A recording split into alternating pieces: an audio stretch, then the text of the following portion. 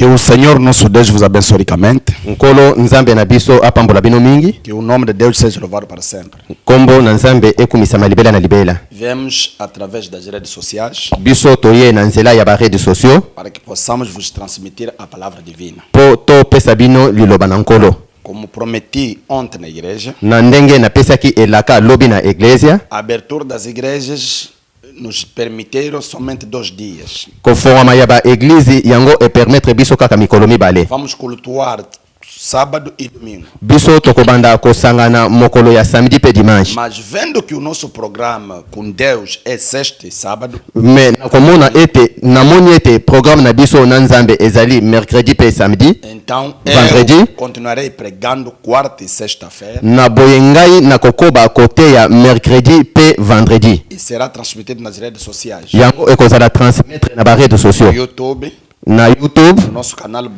Boaz Backup Multimídia. na canal na biso Boaz Backup Multimédia. E também no segundo canal Aliança Tabernáculo de Luanda. Pe na canal ya mibale Alliance Tabernacle ya Luanda. Pode acompanhar todas as pregações, Yo okoki kolanda mate ya nyonso. mesmo os cultos de domingo, Ezala na mayangani ya vão lomingo. ser transmitidos nesse canal. Yango nde ekozala transmettre na ba canal Se oyo. inscreve para não faltar as novidades. Pe kokoma pona kozanga te ba nouveauté. Que Deus vos abençoe. Nzambe apambola bino. Então, domingo na igreja falamos sobre uma mensagem intitulada Na dimanche tolobaki na sango oyo elobi ete Os dons de Deus sempre encontram seus lugares. makabo ya nzambe yango ekutaka kaka bisika na yango. É sobre isso que vamos falar mais uma vez. Tokoloba na ntina na yango mbala moko lisusu. Vamos abrir o livro de João, capítulo 3, Tokotanga na mokanda ya Yohani mokapo ya misato, verso 16. verset 16. A Bíblia diz assim: Biblia elobi boy. Porque Deus amou o mundo de tal maneira que deu o seu Filho unigênito, Na yango nzambe yende alingaki mokili na lolenge oyo apesaki kaka mwana na ye moko. para que todo aquele que nele crê não pereça, Po na bayi nyonso bakondimela ye babunga te. mas tenha a vida eterna. Pe Yesu abotamaki na Bethlehem na Yuda. No tempo do rei Herodes, Na tango ya mokonzi Herode. eis que uns magos vieram do Oriente a Jerusalém, Ezalaki na bamage oyo bayaki na Orient na Jerusalem. dizendo: onde está aquele que é nascido rei dos judeus? Koloba ete wapi mokonzi oyo ya bayuda abotami azali. Vemos a sua estrela no Oriente e vemos adorá-lo. Biso tomoni monzoto na ye kuna na Orient toye po togumbamela O ye. rei Herodes, ouvindo isso, perturbou-se e toda Jerusalém com ele. Na boye mokonzi Herode na tango ayokaki yango amitungisamaki pe E alobaki. congregados todos os príncipes dos sacerdotes Na- e os escribas do povo, Na boye asangisaki bakonzi nyonso ya lingomba pe bakomi. e perguntou-lhes de onde havia de nascer o Cristo. Pe atunaki bango esika nini Kristo E abotami. eles disseram: Bango balobaki em Belém de Judeia. na Bethlehem na Yuda. Porque assim está escrito pelo profeta: Po na boye nde basakoli nde e bakomaki. tu, Belém, terra de Juda, Na yo Belén Jida ekobima. de modo nenhum és a menor entre as capitais de Juda.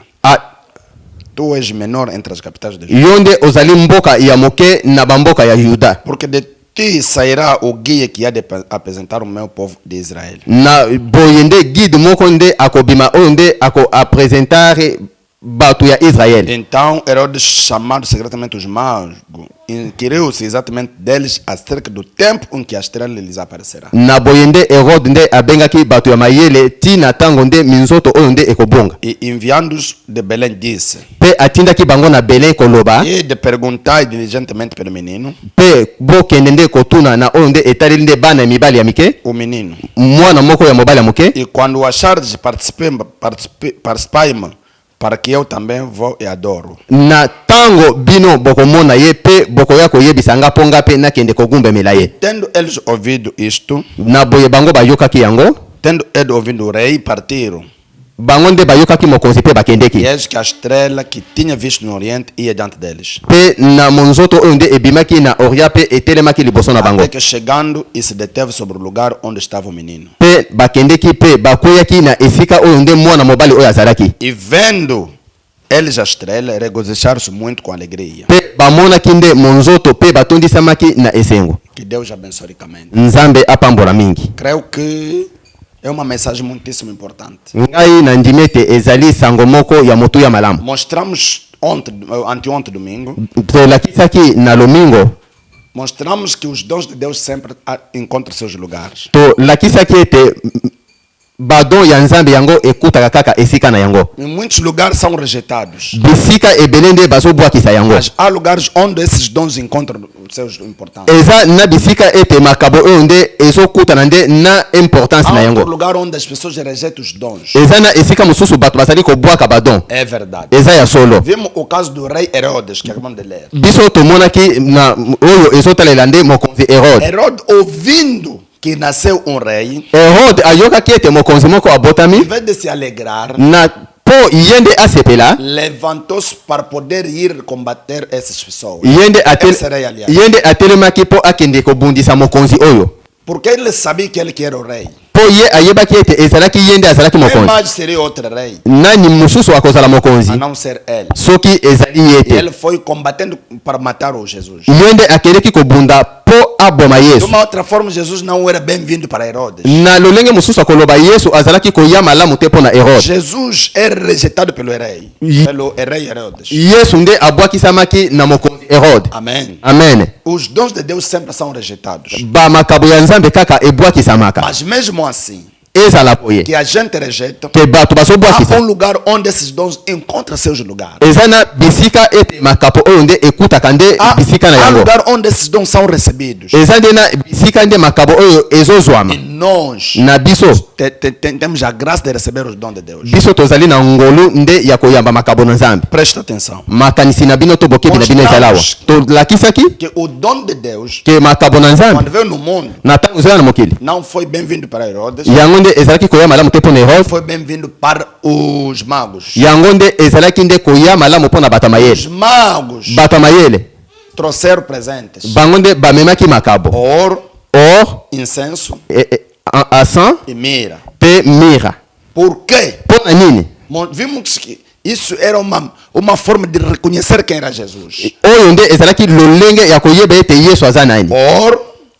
Or significa divindade. or elingi kolakisa bonzambe. Quer dizer, eles reconheceram que esse menino que nasceu é Deus. elingi eloba ete bango bayebaki ete mwana mobali oyo abotami ye azali nzambe. Incenso asan servir para o serviço do templo. yango nde ezosala mosala mpo na mosala ya Mostrando etonga. que esse Deus que veio nascendo vai servir. yango ezolakisa ete nzambe oyo auti kobotama ye akosala mosala. Mira mira servir para embaraçamento do cadáver. yango nde ezali mpo na embaulement ya cadavre. Isso mostrava oyo nde que ezalaki Jesus kolakisa ia morrer e deveria lhe meter a mira. yesu nde akokufa mpe bakotya ye nde bakokoambome ye. De uma outra forma, na lolenge mosusu eles reconheceram bango bayebaki Jesus era Deus yesu azalaki nzambe que veio para servir, oyo ayaki mpo na kosala depois irá morrer. mpe na suka na yango ye akolonga. Por que a morte de Jesus? mpo na nini nde kufa ya yesu Era para que todos aquele que nele acredita tenha vida eterna. ezalaki ete mpo na bayeba kondimela ye bazwa bomoi ya seko. É para que aqueles que acreditam que ele tem lugar neles. ezala ete bayeba kondima nde bazala na esika na ye. É verdade. ezali ya solo. Vimos domingo que você deve ter a revelação da palavra. biso tomonaki ete lomingo ete yo nde esengeli ezala na emonelelo ya liloba na Ter a nzambe. revelação do dom que Deus envia para ti. esengeli ozala na emonelelo ya likabo oyo nzambe apesi mpo na Quando o yo. mundo rejeita, na ntango mokili nós ezobwakisa recebemos. biso tozali kozwa yango. Aleluia. aleluya. Seja os dons ezala bamakabo que estão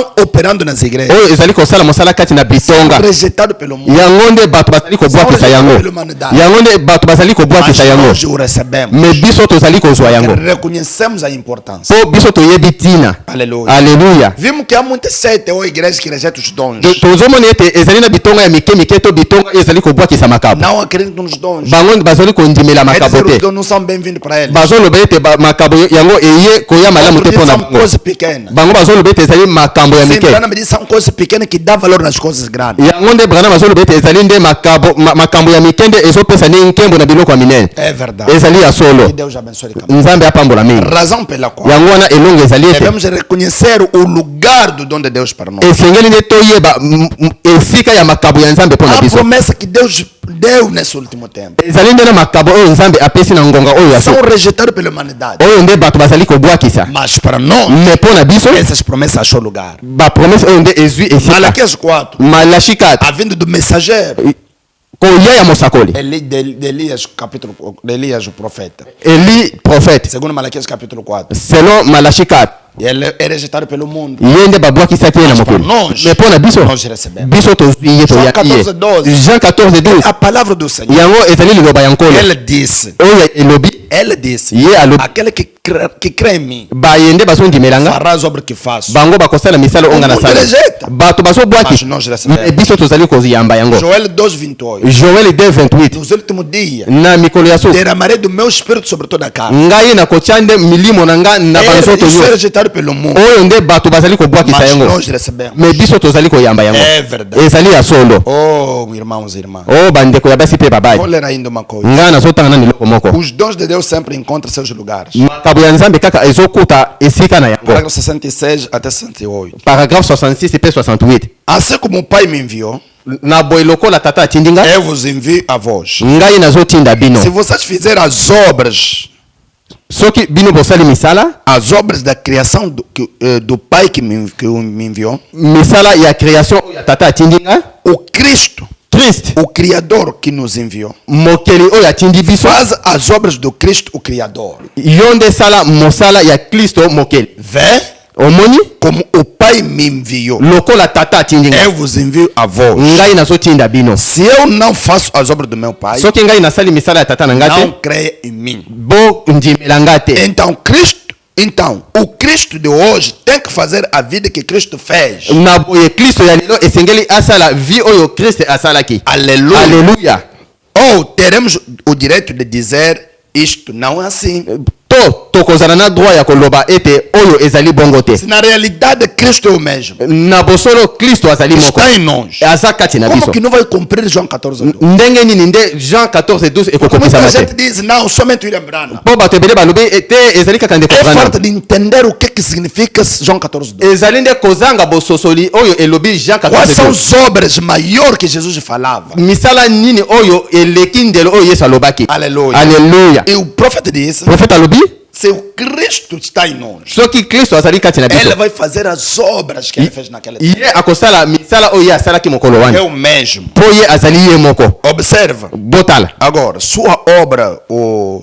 suas obras o criaram, sikoyo misala na ye oyo esalami ou melhor, o identificaram como sendo o Criador. to oyo eleki oyo ezolakisa ye lokola mokeli. As obras que ele fazia testemunhava muito em sua vida misala oyo ye azalaki kosala yango nde ezalaki kotemone mingi na vi na de ye que ele era o Criador. ke ye nde azalaki mokeli. Não há maneira de fugir disso. lolenge ezali te ya kokima yango. Esta razão, mpo raison oyo quando eles ofereceram seus presentes de ouro, na ntango bango bazalaki kopesa makabo na bango ya wolo eles estavam em perfeita harmonia com Deus, com seus dons. bango nde bazalaki penza na nzambe na makabo na bango. Eles deram-lhe outro, o qual significava divindade. bango nde bazalaki kopesa oyo nde ezalaki kolakisa bonzambe. Sempre uma coroa. ezalaki kaka couronne A moko. coroa, couronne a cabeça de ouro mutu ya wolo do rei Nabucodonosor. ya mokonzi Nabucodonosor. Sempre a deidade é representada pelo ouro. na boye kaka bonzambe yango nde ezalaki represente wolo. Aleluia. Aleluya. Nós acreditamos biso tondimi que o mesmo Deus ke nzambe moko wana é o Deus operando hoje. ye nde azali nzambe wana É azali a kosala mesma mosala lelo. deidade operando hoje. ezali kaka nzambe wana azosala mosala lelo. ye abongwana te Não vai mudar. ye akobongwana te. Aleluia. Aleluya. O ouro mpo oro significa deidade. yango nde elingi koloba Se ele é bonzambe Deus, mpe ezali nde nzambe. se ele é Deus, soki ye azali nzambe como que vai mudar? ndenge nini yango ekobongwana. Aleluia. Aleluya. Nós acreditamos. biso tondimi tondimi que realmente ke réellement os dons de Deus acharam lugar em nós. ke bamakabo na nzambe ezwi esika kati na biso. Mesma pregação, na liteya moko wana 74, 75, 74 75 81. 81 Esta é a razão pela qual Deus nada faz fora do homem. ezali nde boye nzambe asala nanu te libanda ya moto. Ele sempre opera através de um homem, ye asalaka kaka mosala na nzela ya porque moto ele teve que usar um homem. mpo ye esengeli nde asalela moto. Homem é o que ele teve que usar para distribuir os seus atributos de Salvador. ye ayebi moto oyo esengeli ye asalela mpo nde alakisa nde misala na Que ye ele pode usar oyo ye akoki kosalela para mostrar seus atributos. mpo na kolakisa nde biteni na O ye. problema é falta da fé. eloko eza na nde kozanga kondima. Diz que a pessoa já não acredita que não, Deus pode operar comigo. João 14:12, Deus pode se manifestar. Então não vai se manifestar. banda mutu andimila ete nzambe nde asalaka mosala te ye akoki komonisama te na boye ye akomonisama te. O profeta disse, po profeta alobi Deus vai usar o que você lhe abandonar. nzambe ye akosalela mutu oyo yo Você otwakisi. quiser, lhe abandono o meu coração, soki yo nde opesi motema na yo abandono o meu ser, ngai nazopesa nde bomutu na nga Ele vai usar. ye nde akosala mosala Manifestar os seus atributos. mpo nde nakolakisa nde biteni to misala na ye Torna agente de Deus. mpo yo nde okobongwana nde mutu na nzambe. Aleluia. Aleluya. Ele teve que fazer a sua imagem. ye esengeli nde asala elilingi na ye Fazer alguma coisa igual a ele. ye akosala eloko moko oyo ekokani na ye Colocou como agente moral livre. mpe kotia lokola mutu moko oyo nde ozali polele E o deixou agir de maneira que ele quisesse. mpe kotika mutu na lolenge oyo ye alingi. Ele podia ter esta escolha. ye nde akoki kopona nde boye Ele conhecia aquele homem que ao dar-lhe esta escolha, ye nde ayebi mutu oyo nde akopesa koponama oyo ele cairia. ye nde akokweya Assim, boye sendo que ele tinha que fazer aquilo, kozala ete ye akosala yango ele voltou atrás e fez do homem um companheiro para si. ye nde azongaki nsima mpe asali mutu nde oyo nde ezali kaka boye E ele fez do homem um companheiro para si. ye nde asali mutu compagnon kaka boye. Aleluia. Aleluia. O homem torna companheiro, amigo, quem anda, quem trabalha com Deus. mutu nde abongwana nde moninga oyo azosala na nzambe E nada faz a não ser que o faça através de um homem. mutu moko te ezali nzambe akoki asalaka mosala te soki asali te nsima na mutu. Aleluia. Aleluya. A obra completa de redenção veio por um homem. mosala oyo nde ekokisami ya redemption eyaki nde na nzela ya moto. Aleluia. Aleluya. O profeta grita. Profete azo A morte veio pelo primeiro homem. Pelo primeiro homem. kufa nde eyaki na motu ya yambo A vida veio pelo segundo Adão. mpe na boye nde vi nde eye nde na second adam. Vem, omoni ali está você. wana nde yo ozali. Ele nada faz porque ele teve que usar um homem para si. ye asala nanu eloko te soki ye nde asaleli mutu kaka bongo Deve te usar um homem para isto. ye nde azosalela motu. Então, ele usa um homem para redimir de volta. ye nde azosalela mutu mpo na kozonga mbala mibale. Assim, a deidade se torna Jeová. na boye nde bonzambe ezali kobongwa na Ou jehova melhor, to kolela ele é a deidade. ye nde azali nzambe. Ele se tornou uma criança. ye nde abongonaki mwana Ele moke. tornou a forma de pecado. ye nde abongonaki lolenge ya Para que lisumu ele redimisse o pecador. mpo ye nde ayamba lisumu. Veja, ozomona é tudo. ezali nyonso. Aleluia. Aleluya. Ele teve que se tornar homem. ye esengeli abongwa na koma motu Possa mais, para que possa se manifestar. mpo ye nde amonisama Ele lisusu prometeu mpe alakaki naquele dia: mokolo wana estarei em vós. ngai nakozala kati na Se ele bino. está em ti, soki ye aza kati na yo ele achou lugar em ti. ye nde azwi Se esika ele kati na achou yo lugar em ti, ye tika azwa esika Si kati na ele yo achou lugar. soki ye azwi esika vai operar da forma que ele quiser. ye nde akosala mosala na lolenge ye alingi. 81. 81 Maria, a mãe de Jesus, maria mama ya yesu na cidade de Nazaré, na mboka a nazare cidade mais insignificante que havia na terra. mboka oyo nde eyebanaki te na mokili. Porém, Toma yango. fora dela, Deus escolheu uma pequena senhora para dar a luz ao seu filho. libanda yango nzambe nde aponaki nde mwasi moko boye ya moke mpo ye apesa nde pole na mokili. Uma incubadora. mutu moko boye oyo abatamaki. Aleluia. Aleluia. Incubador quer dizer uma coisa que deve guardar. Incubador, a coisa que guarda, que deveria guardar, Jesus já tem nascido. elingi eloba mwasi moko boye esengelaki nde abatela yesu ntina ntango akobotama. Um ventre que tinha um bebê que tinha que nascer. ezalaki nde libumu oyo nde ezalaki na mwana esengeli Ele abota. tomou tal pessoa para fazê-lo. ye nde azwaki mutu aboye mpo asala na ye mosala. Deus opera através de seres humanos nzambe asalaka nde na nzela ya bato na ye para redimir seres humanos. mpo nde alakisa bato na ye. Aleluia. Aleluya. Ele pode tomar você ye akoki kozwa yo para operar através de você mpo na kosala mosala kati na para yo redimir a humanidade. mpo nde azwa nde mutu. Se você dedicar completamente tudo que você tem. soki yo omipesi mpenza na mobimba na oyo yo ozali. Aleluia. Aleluya. O problema hoje, likambo a lelo gente não se dedica a Deus. bato nde bazali komikaba na É a nzambe razão pela qual não acredita nas promessas. yango wana nde bango nde lelo bazondima te na bapromese ya nzambe pode operar. yango wana nzambe azosala te. Aleluia. Aleluya. Acredite. ndima Deixa o teu coração. tika motema na yo Deus acha lugar ainda. ete nzambe azwa esika kati na yo ye nde akomonisa Os dons de Deus makambo na nzambe sempre acham seus lugares. yango nde ezwaka kaka esika na yango. Aleluia. Aleluya. É a razão pela qual yango wana hoje quando a gente veja que há pessoas que Deus com qual Deus se manifesta. eza na bato bazomona na ntango nzambe azosala kati na bato Não, é magia. te yango ezali soloka Feitiço. yango ezali kindoki. D'une autre forme. na lolenge mosusu. Branham Chama est à inveja mesquine. Branham azali koloba ete yango nde ezali eloko moko. Inveja.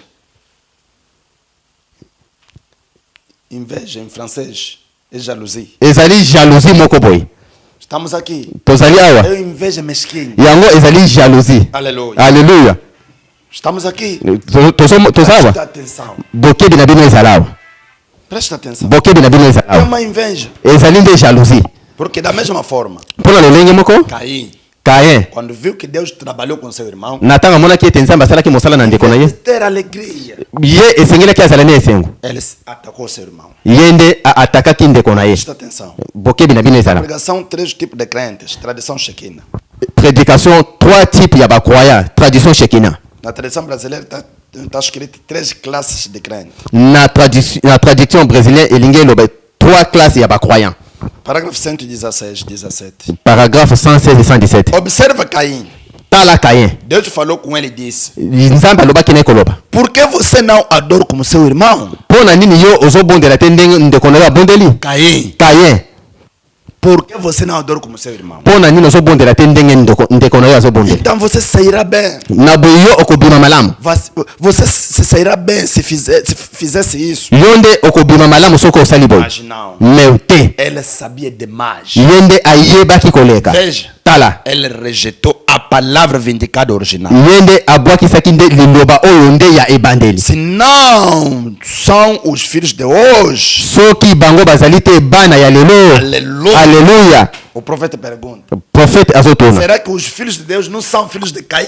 Ezali ete bana na nzambe bazali bana ya Kaina te? Os filhos de hoje, Bana ya lelo. quando vê que Deus se manifesta no outro campo, Soki bazomona ete nzambe azomilakisa na esika mosusu. em vez de se alegrar, Na mpona yango mpo dizer, basepela. "Não, no nosso campo temos um pequeno Davi." Koloba ete na kana biso David ya moke ezali Não, te. eles dizem é feitiço. Bango bazoloba ezali Aqueles kindoki. coisas. Bamakambo wana nga nazondimela yango te. Yango ezali kindoki. Filho de Caim. Bana ya Kaina. 117. 117. Agora veja, Tala. Deus testificou. Nzambe nde atémoigné. A Bíblia diz em Hebreus capítulo 4, Bible elobi na Hébreu chapitre ou 4 capítulo 11, to chapitre 11. Deus testificou da sua oferta, Nzambe nde atémoignaki nde offrande na ye. dizendo que ele era o justo. Koloba ete ye nde azalaki sengo. Deus confirmou sua oferta. Nzambe nde akokisaki Deus yango. deu prova de que isso foi o que ele aceitou. Nzambe nde apesaki bapreuve ete yango ye andimaki yango. E era a sua palavra. Ke yango ezalaki liloba na ye. plano. Ezalaki nde Ele plan na falou ye. com Caim, Ye alobaki na Kaye. dizendo: Koloba. faça o mesmo e você viverá. Yo sala lolenge Abel asali yo okomona. Mas Mais você acha que ele teria desistido yo ozomona ete ye akoboya da sua ideia? na makanisi na ye Oh, não. te. Ele era um incrédulo. Ye nde azalaki mutu oyo andimaka te. Ele saiu imediatamente. Ye nde abimaki mbala É moko. verdade. Eza ya solo. Caim fez o mesmo. Kaina asalaki lolenge moko. Nimrod fez o mesmo. Nimrod asalaki lolenge moko. Incrédulos. Be incrédule. Ele não acreditou. Bango nde bandimelaki te. Hoje temos também incrédulos. Lelo mpe tozali na bato bandimaka te. Quando vê que Deus opera com seu irmão, Na ntango azomona ete nzambe azosala na ndeko na em ye vez de acreditar, mpo ye andima. Brana me pergunta: você pensa que Caim deveria alterar o seu pensamento? Yo Branham azoloba ete yo sokanisa ete Kaye nde akoleka makanisi na Deveria ye. mudar o seu pensamento? Ye nde akochange makanisi na ye Não. te. Era ele incrédulo. Ye azalaki moto andimaka te. Caim moderno hoje faz o mesmo. Bakaye mpe ya mikolo ya lelo bazosala lolenge moko. Aleluia. Aleluya. Onde Deus pode estar aqui, Likambo na nzambe ekoki kozala mas os outros não reconhecem. me bamisusu bazoyeba te. Você que reconhece, Yo zoyeba é a graça soberana de Deus. yango nde ezali ngolo ya monene ya nzambe. Aleluya. Não é por acaso que aquela mulher ungiu Jesus com perfume caro. Ezali te mpo yesu wana nde apakolaki yesu nde maliasi ya talo. Aquela mulher Mwasi wana ungiu Jesus com perfume caro. oyo nde apakolaki yesu nde maliasi ya. Enquanto que os outros estavam olhando para ela, Na ntango bato nyonso bazalaki kotala ye sabia nada. bango bayebaki eloko te. Aquela mulher Mwasi wana reconheceu o dom de Deus. ye nde ayebaki nde likabo ya O dom nzambe. de Deus Likabo ya nzambe achou lugar naquela. yango nde ezwaki esika kati na mwasi wana. Aleluia. Aleluya. Os dons de Deus sempre encontram seus lugares. makambo na nzambe kaka ekutaka esika na kati na yo. 82. 82. Se você é uma jovem mulher dedicada à sua moral. Soki yo ozali elenge ya mwasi oyo nde ezali dédié. Aliás, se você é uma jovem mulher, Soki yo ozali elenge ya mwasi, dedica a sua moral. yo nde pesa nde bomoto na yo. Você é um jovem homem, Yo nde ozali elenge ya mobali, dedica a sua moral. pesa nde bomoto na yo. Dedica a sua mente. Yo nde pesa nde bongo na Dedica yo. seu pensamento. Yo nde pesa nde makanisi na yo. Dedica seu coração. Yo nde pesa motema na yo. Aleluia. Alleluia. Dedica tudo que você tem. Yo nde pesa nyonso oyo oza na yo. Dedica sua alma. Yo nde pesa nde bomoi na yo. Dedica tudo que você é. Yo nde pesa nyonso oyo ozali. Deixe Cristo operar através daquilo. Tika nde Yesu asala mosala na nzela É yango. coisa gloriosa. Eloko nini oyo ya nkembo Encontrou alguns rios para atravessar. yango nde ekutaki bisika moko boye mpo na kokatisa. Você tem pontos para passar por cima. Yo nde ozali nde na po moko mpo oleka likolo. Você encontrou caminhos espinhosos. Yo nde okutaki nde nzela moko oyo nde ya banzube. Você tem as suas motas. Yo nde ozali nde na esika oyo otambola. Você tem as matas. Yo nde ozali na bazamba. Você encontrou seus lugares escuros. Yo nde okutaki nde bisika oyo ya molili. Você achará as altas montanhas. Yo nde okozwa nde bangomba oyo nde Os altos ya makasi. lugares. Yo nde okozwa nde bisika oyo ya likolo. O que você está fazendo? Yo nde ozosala nini? Algum dia Eza mokolo você moko terá que se posicionar, esengeli yo nde omitya na esika olhar para trás, mpe kotala nsima ver de onde você veio. mpe kotala esika yo owuti Você será julgado pelo caminho que passou. mpe yo nde okozala nde na esika oyo yo olekaki. Coloca sua mente, Yo nde tya nde bongo na yo. os seus pensamentos na estrela do Oriente, Yo nde tya nde makanisi na yo nde na orient, o centro de Deus. na centre ya nzambe Não se move dele. oyo nde ebujaka te. Você não se move dele. Yo nde kobuje te liboso na ye. Você que já encontrou os dons de Deus, que já encontrou Deus, não se move. Yo nde okuti nde makabo na nzambe, okuti nzambe koningana te, Não se move. koningana te, Ponha tudo a ele. pesa nyonso epa na yo. Yo nde kaba nyonso, Nada te separa de Deus. yo nde kokabwana na ye te. É aí que lemos ontem. Wana nde tolobaki lobi Mostramos junto com Paulo, mpe dizendo tolakisaki nzambe na pa separar com o amor de Deus. tolobaki ata na eloko moko te ekoki kokabwana na amour ya nzambe tambola ndenge moko na ye. O guiará diretamente como fez com os magos, Ye nde akosala ndenge moko ndenge asalaki na bamage diretamente para o Cristo. mpe akomema yo mbala moko epai ya Se kristo. você se abandonar totalmente com ele, Soki yo omikabi mpenza epai na ele vai ye, te conduzir, ye nde akokumba ele yo, vai te guiar, ye nde akokumba ele yo, estará contigo. ye nde akozala na yo. Aleluia. Alleluya. Se abandona. Yo nde mikaba O segredo de ver Deus operando consigo sekele komona nzambe kosala na yo é o abandono total. ezali nde komitika ya mobimba. Branham diz, Branham o alobi dom significa likabo elingelo se afastar do caminho kolongwa na e nzela deixar Deus operar. mpe kotika nzambe kosala Qual é o mosala. caminho? Nzela O nini? caminho é você. Ezali nde nzela nde ezali yo, Seus pensamentos. makanisi na yo. Tira isso. Yo longola yango, Abandone tudo a Deus. yo nde pesa nyonso epai na Ele se nzambe manifestará. mpe ye nde akolakisama. É verdade. Ezali ya solo, Mesma pregação. ezali kaka na lita ya moko. 102. 112 102. 102. Então, quando ele veio, Na boye na ntango ye ayaki, ela era a plenitude de todos os profetas. ye nde azalaki litondisami ya basakoli nyonso Manifestado. oyo nde amonisamaki. Hoje, eles eram a palavra do Senhor. Na boye ye nde azalaki liloba na nkolo, Eles. bango bazalaki liloba na nkolo. É verdade. Ezali ya solo Ele disse ele mesmo. mpe ye moko alobi Se você chama aqueles deuses, soki bango bobengi, soki bino bobengi bango banzambe, para quem a palavra de Deus veio, na nani oyo liloba na nzambe eyaki? como pode me condenar quando eu digo sou filho de Deus? Bino bokoki kokondane nga te na ntango nga nazoloba nazali mwana ya nzambe. Vé. Bozomona Até aqueles naquela era foram identificados como deuses. mpe bango na eleko wana bango bamonaki balobaki ete bango baza banzambe. Deus mesmo chamando os deuses.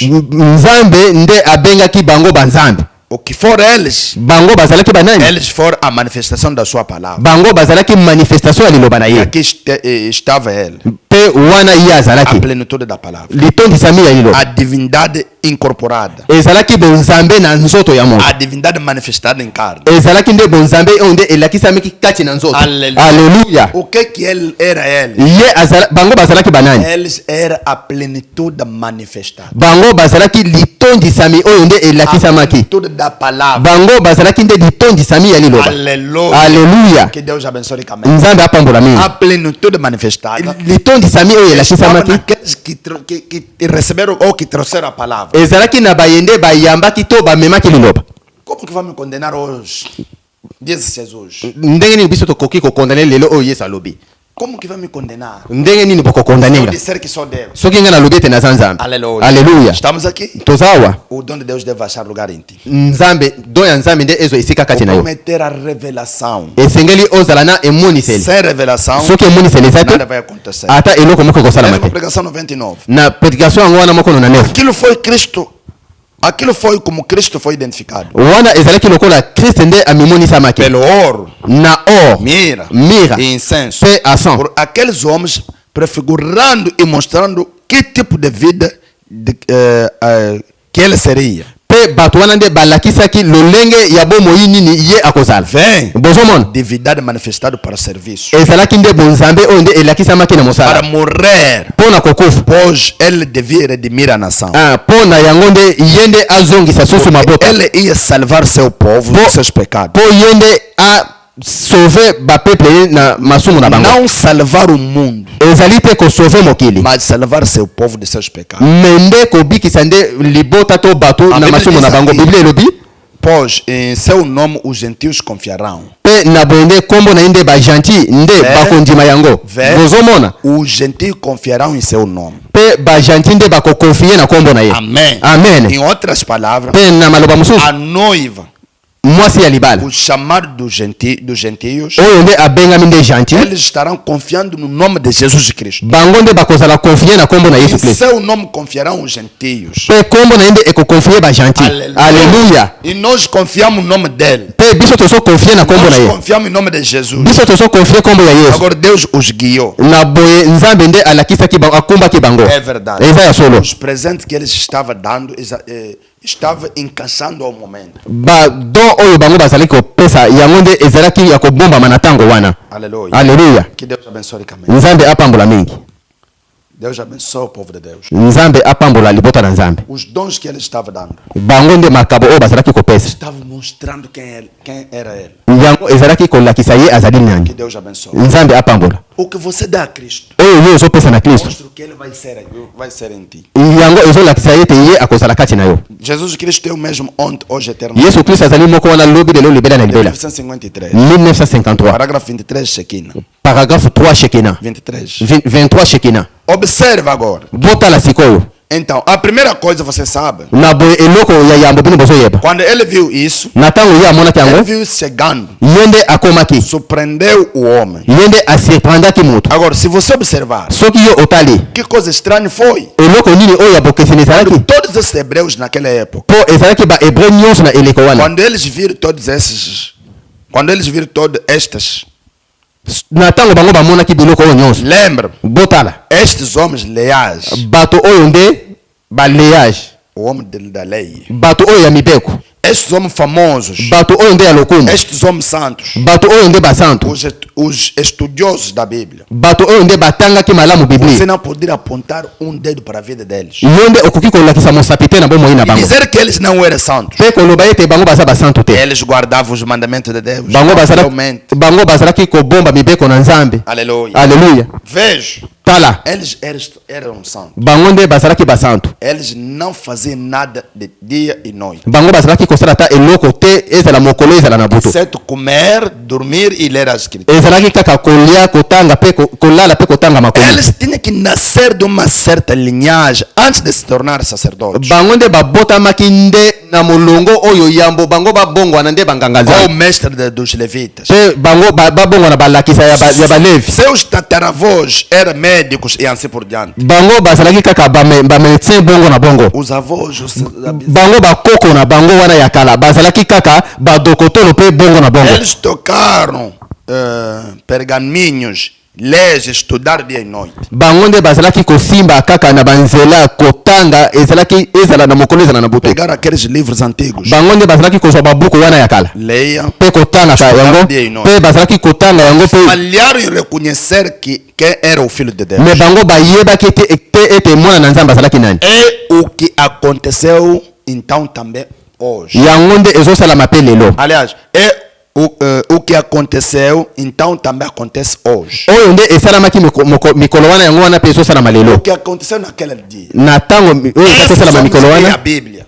mpe oyo biblia elobi eles liam, bango bazalaki kotanga biblia estudavam, mpe bazalaki kotanga oravam. mpe bazalaki kobondela. Quando o Messias veio, me na ntango yesu ayaki não reconheceu o Messias. bango nde bayebaki mesiya te. Aleluia. Alleluia. O que aconteceu naquele dia, oyo nde esalamaki mikolo Oyo wana aconteceu. lelo mpe ezosalama. o mesmo Deus nzambe moko wana se manifestando nesses últimos tempos, ye nde azali kosala mosala na ntango oyo ya suka na travers william maron branham. não reconheceu. bato nde bazoyeba te lelo mpe Ele se manifesta, ye o azolakisama mundo olha, mpe bato bazomona pensa, não. mpe bazoloba te ya oyo ezali nde kindoki. Observe essas pessoas. botala bato oyo Ele sabia que podia, ele sabia que aquelas pessoas estavam pensando. bango nde bazalaki koyeba ete bato wana bazalaki koleka. Ele sabia que aquela pessoa tinha vindo a ele. bango nde bayebaki ete bato wana nde bakoya epa na ye. Estamos aqui. toza awa Mas eles disseram, bango balobaki ele é Belzebo, ye nde azali nde ndoki, é adivinho chefe, ye nde azali nde mokonzi oyo ya kindoki, o maior demônio que já existiu. oyo nde azalaki nde molimo mabe oyo nde azalaki na ngonga wana. É verdade. ezali ya solo. Mas hoje, me lelo você vê que os demônios estavam dizendo, bozomona ete bademo bazalaki koloba enquanto que os pastores diziam que Jesus é demônio, na ntango oyo nde bapaster bazalaki koloba ete yesu azali enquanto demo. os pastores diziam na ntango bapaster bazalaki koloba que Paulo, Pedro eram demônios, ete polo petro bango bazalaki bademo, os demônios reconheciam que era Deus. bademo bayebaki ete nzambe azali, Os demônios em resposta disseram, mpe bademo nde bayanolaki koloba nós sabemos quem és. biso toyebe yo oza nani, És o santo de Deus. yo nde ozali santo ya nzambe. Agora, quem está certo? nani oyo nde azali sérieux, Quem tem razão? nani oyo nde azali na raison, Os pregadores ou os demônios? ezali bateyi to milimo mabe. O profeta responde, profete azoyanola eles eram os demônios. bango nde ezali nde bademo. Quem tinha razão nani oyo azalaki na raison entre os demônios e os pastores? entre bateyi mpe bademo. Os pastores, os pregadores daquele dia, quando olhavam Jesus, diziam demônio. bateyi ya mikolo na ntango bazalaki kotala yesu bazalaki koloba ete ye nde azali molimo Mas mabe. os demônios não se meteram quando olhou Jesus e disse, filho de Deus, o que está contigo? me demo na ntango azalaki kotala yesu azalaki koloba ete mwana ya nzambe oyo ezali kati na yo, O que está conosco? O que se passa? nini oyo ezali kati na biso, nini ezotambola malamu te Contigo, qual é o problema? na yo, likambo ezali nini, A nossa hora ainda não chegou. ngonga na biso nani ekoki te. Aleluia. Aleluia. Estamos aqui. toza awa É para dizer ezali mpona que koloba a revelação divina, ete revelation ya nzambe quando é dada, muita gente não recebe. na ntango yango nde ezopesama bato ebele nde Os bandimaka te. pastores daquele dia bateyi ya mikolo wana disseram que é demônio. bango balobaki ete ye azali Mas molimo o próprio mabe, demônio me demo ye moko conheceram que era Deus. ayebaki ete ye azalaki Outra nzambe. pergunta. mpe profeta azotuna Entre os pastores com os demônios, kati na bateyi mpe bademo quem tem razão? nani oyo azali na O raison, povo diz, os demônios têm razão. mpe profeta azoloba na boye ezali nde milimo mabe nde eza na raison. Veja Paulo e Silas. esali paulo mpe silas. Olha, veja Paulo e Silas. botala paulo mpe silas Ali, quando eles andavam pelas ruas, na ntango bango bazalaki kotambola na babalabala, aqueles pregadores ali, ministros, disseram, mpe bateyi wana baministre bazalaki koloba, agora estes homens são pessoas terríveis. mpe bato oyo nde bazali bato moko terrible. Eles disseram, bango balobaki bem, eles estão virando o mundo de cabeça para baixo. bango nde bazali kotambola na mokili se likolo. Eles são hereges. E assim por ye alobi Esses homens são homens de Deus que nos mostram o caminho da vida. bato oyo bazali bato ya nzambe oyo nde bazali kolakisa biso nzela ya bomoi. O profeta diz, profeta alobi o demônio estava certo neste caso. demo ye azalaki penza na likambo oyo, O demônio tinha razão. demo ye azalaki na raison. Vejo. bozotala Mas eles colocaram Jesus nessa categoria. bango nde batiaki yesu na esika oyo Na verdade, ya bosolo. os espíritos estavam próximos. milimo ezalaki pembeni, Eles não pararam para pensar e refletir sobre as escrituras. bango batelemaki te mpo bakanisa makomi oyo, Eles colocariam tudo em uma grande pilha bango nde e jogariam fora. mpe bango nde batiaki mpenza likambo oyo mpe babimaki bakendeki na bango E jogaram, deitaram fora. mpe babwakaki yango libanda. Hoje, seu ensino era contrário à teologia deles. na boye nde baenseignement na bango ezalaki contraire na batheologie na bango. Aleluia. Alleluia. Estamos aqui. toza awa Estamos acompanhando. acompanhe Presta atenção. bokebi na bino ezala awa. Os pastores naquele dia Bapaster na mikolo wana rejeitaram Jesus. bango babwakisaki yesu Disseram que ele era demônio. balobaki ete ye azalaki molimo mabe Rejeitaram Pedro. bango babwakisaki Disseram petelo que era santo rolador. balobaki ete ye nde azalaki molimo mabe me bademo Reconheceram que eram homens que mostravam o caminho certo. bango bayebaki ete ye azalaki moto oyo azalaki kolakisa nzela oyo esengeli Aleluia. aleluya Os dons de Deus bado ya nzambe sempre encontram seus lugares. yango ekutaka kaka esika kati na yango É verdade. ezali ya solo É verdade. eza ya solo Daqui a alguns minutos vou parar. etikali miniti mike nga nazotelema Mesma pregação 128. na prédication yango wana moko 128 Aliás, vamos voltar na pregação. Os dons de Deus sempre encontram seus lugares. na boye tokozonga na lite ya likabo ya nzambe oyo ezokuta esika na yango 128. 128 Algumas vezes eles olham sobre o evangelho enquanto canta, toca. Eles não queriam quando Deus o trouxe. mbala moko lisusu bango bazotala na evangile bazoyemba bazobondela me bango bazokanisa te na oyo nzambe amemeli Mas bango ele cumpriu sua promessa de que daria o seu filho. me ye nde esengeli akokisa promese na ye ete esengeli apesa mwana na ye Você sabe uma coisa? bozoyeba eloko moko Eles o deixaram morrer. bango ye nde atiki bango bakufa Eles deixaram Jesus morrer. bango batikaki yesu kokufa Tal como vândalo na rua. lokola moto moko boye atambolaka pambapamba na balabala Correto. mpe yango ezalaki Ele bongo o tem deixado como andante na rua. bango batikaki ye lokola moto atambolaka E pambapamba hoje eles o tratam como farrapo na rua. lelo bango bazotraite lokola moto oyo atambolaka pambapamba na Ele balabala cumpriu o que ele tinha que fazer. mpo ye nde akokisaki oyo esengelaki asala Ele era o presente que Deus havia prometido ao mundo. ye nde azalaki likabo oyo nde nzambe alakaki na mokili Jesus era o presente que prometeu para o mundo. yesu azalaki likabo oyo nde elakamaki na Mas mokili o mundo não acreditou. me mokili nde endimaki te Esta noite, na butu oyo deixe-me tomá-lo como meu salvador. tika ngai nazwa ye lokola mobikisi na Dentro do meu ngai coração, kati na motema na ngai deixe-me andar na face da minha morte. tika ete natambola O que na foi liwa na daquela maneira. oyo ezalaki na lolenge wana Minha vida a Ele. mpe nazokaba bomoi na ngai epa Eu na vou ye levá-la a Ele. ngai nakomema bomoi na ngai epa na Para ye que aceitou Jesus. me tika ngai nayamba yesu Você que aceitou a palavra. mpo na yo nde oyambi Você lelo que aceitou a mensagem. mpo yo nde oyambi sango na Você que ntango acreditou nesse reavamento. mpo yo nde obongwani Aceitou o reavamento. mpo yo nde oyambi nde réveil Fala. loba Vou levar toda a minha vida a Ele. ngai nazomema bomoi na ngai nyonso epa na ye Não importa o que tem que ir.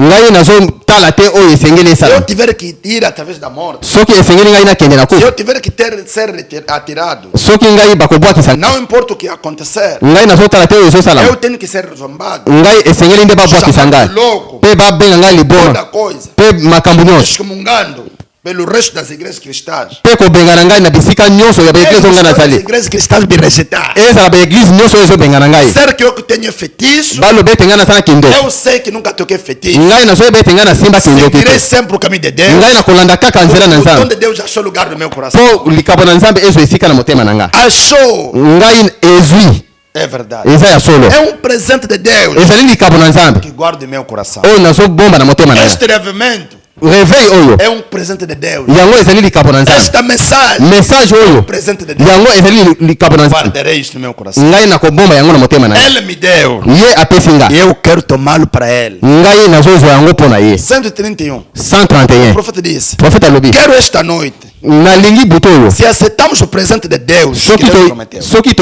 toyambi likabo na nzambe oyo alakaki vida eterna. bomoi ya seko Ao acreditar no Cristo, receber o Espírito Santo. kondimela yesu oyo mpe kozwa molimo Se mosantu você não aceitou, soki yo ondimi te gostaria de você aceitá-lo. ngai nakolinga ete yo ondimela ye Irmão, ndeko você que irá acompanhar isso. yo esengeli olanda yango Se ainda não aceitou, soki yo ondimi te gostaria que você aceite. ngai nakolinga ete yo oyamba O yango Deus é real. nzambe oyo ya solo Aceita o Deus real. yo nde ndima nzambe oyo ya solo Não um Deus histórico. ezali nzambe oyo ya histoire O te verdadeiro presente de Natal. ezali mpenza nde likabo oyo ya solosolo Se oyo você está ekota. pronto, diga. soki yo nde obongwami loba Irmão Branham, ndeko branam eu não sei. ngai nayebi te Eu tenho às vezes crido nele. ngai nazondimela ye Às vezes, mbala mosusu nazondimela ye eu tenho olhado as coisas que faço. ngai nazotala makambo nga nasali Eu pareço um pouquinho confuso em dúvida. ngai nazomona yango lokola confusion mpe doute Não duvida mais, amigos. te kodute susu te baninga Veja, tala este é muito tarde para duvidar agora. oyo nde ezali ta te ya kodute Vamos estar certamente certo disso. biso mpenza tokozala mpenza liboso liboso na yango. Diga. Loba. Ora por mim, irmão Branham. Oh ndeko Branham. Ora por mim. Bondela pona nga ndeko O Branham. presente de Deus para o mundo. Likabo na nzambe pona na mokili. Jesus Cristo. Yesu Kristo. Eu quero que este seja um Natal real para mim. Ngai nazo lingete yango ezala penza mbotama ya solo solo. Eu aceito o Espírito Santo em meu coração. Ngai nazo ndima molimo mo santo na motema na. Poderá segurar-me durante estas tempestades da vida. Oyo ekosimba ngai na ngonga nyonso oyo ngai nazo pika. Se você está pronto, Soki yo obongwami. abandone tudo a ele. Yonde mikaba nyonso epa na E ye. ele te receberá. Pe yende akozwa yo. Que Deus te abençoe. Nzambe apambola yo. Vamos orar. Tokobondela. Santíssimo nosso Deus, Nzambe na biso. Criador do céu e da terra. Mokili ya likolo pe lona. Enquanto que o teu presente, Na tango nde likabo na yo. tua presente é rejeitado. Likabo na yo oyo bwakisami. Há pessoas que acreditam. Me eza na bato Há bandimi. pessoas que irão ouvir esta mensagem. Eza na bato oyo nde bakoyamba sango na tango pe bakondima. Desde que a tua graça te sobre Tikete ngolo na yo nde ezala. abençoa-lhes. Pambola bango. Senhor, Nkolo. desde que tu lhes chama na tua presença, Tikete nyonso oyo nde ebengama na presence na yo. Pe yango esima mitema na que bango. possa se abandonar a ti. Po bango bamikabe O pa na yo. incrédulo que duvidar, Bayo nde baza kondima terá te. incredulidade. Bango nde bandimela. Para que possa acreditar. Po nde bandima. Peço pela fé. Pe nga na sengi na kondima. Na kombo na Yesu Kristo. Pedimos pela fé. Pe to sengi na kondima. Amém. Amen. Deus abençoe. Nzambe apambola.